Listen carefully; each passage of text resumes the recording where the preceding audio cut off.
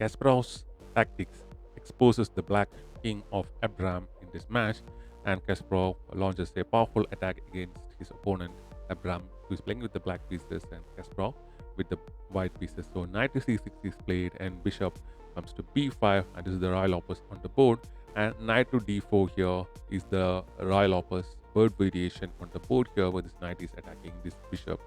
So the knight captures, this knight happens, and after that the pawn captures back, and Kasparov immediately castles on the king side as of the fifth move.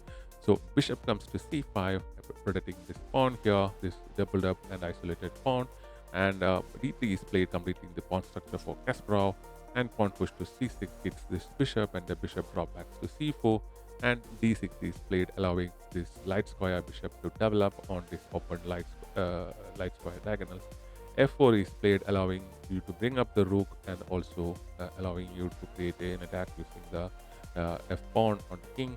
And knight f6 is played, and Kasparov immediately plays e5 here, forcing this capture of the pawn with this with the e pawn. Basically, Kasparov now goes for the capture of this pawn, f7 pawn, with the check on this uncastled king, and basically this is the check, and you're forced to capture this particular bishop here.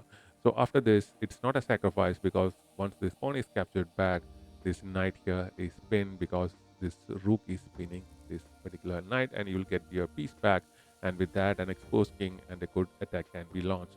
Queen comes to d5, and this knight is gone now, forcing the capture of this pawn, with the pawn here exposing the king like this. So a knight jumps to d2 now by Kasparov, and the rook comes to g8, creating a threat here on the g2 pawn. It's a checkmate threat, and a knight jumps to e4 here, basically cutting off this particular attack on this particular g2 pawn here. So bishop comes to e7 here, protecting this pawn, because there's also a threat of capturing this pawn with a check here. And so bishop to e7 move prevents that, and bishop to f4 is played, and rook comes to g6 here, again protecting this pawn which is defending the king. Queen to e2 is played here, and bishop comes to g4, attacking the queen, and queen now goes to f2, creating more pressure on this particular pawn. So rook to g8 is played. So the earlier rook move allowed you to double up the rook and create a more threat on the g2 pawn here. So rook to e1 is played by Kasparov, and pawn push to h5 is played, and bishop goes to g5 here. This pawn here is plain, you cannot capture with this pawn, and because of the bishop here, there is this pawn is not under threat. If you capture with the rook, the knight will capture the rook, so you lose, you'll go down the exchange basically. So the queen goes to d8, realizing there is more pressure on this particular pawn. Queen now comes up the board to f4, and bishop goes to e6 here.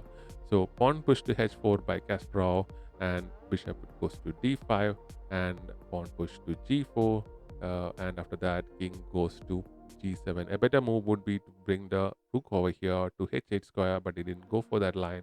This allows the pawn to capture this pawn with an attack on the rook. The rook here is trapped, and so this bishop is captured with an attack on the queen. So the queen got to move. It moves with a check like this first, and after that the king escaped to h6, and the pawn captures this rook here. So pawn capture, the pawn is played, and after that rook comes up the board to f5 here, and this is a blunder. This king captures this g6 pawn, and once the king moves to h2 here, you're threatening to bring your rook over here to g1 with a check, and this king cannot escape here, because this rook cuts off all the escape square for the king to go to here. So the only continuation where the black can go on with the play is to bring the queen over here and go for a lot of sacrifices here, and all other variation will result in a checkmate. I'll show you how the game ends. Actually, basically Abram, who is playing with the black pieces, resigned the game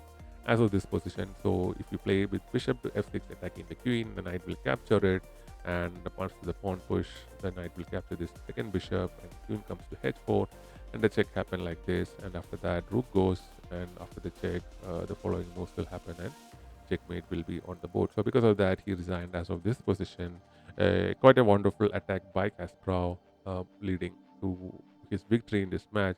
Look how exposed the king is. It all started with that bishop capturing this pawn, and he immediately got the piece back as well. It was not a sacrifice. It exposed the king, and he brought in piece after piece, showing us how to launch a beautiful attack on the king. So thanks for watching. We'll be back with more such videos.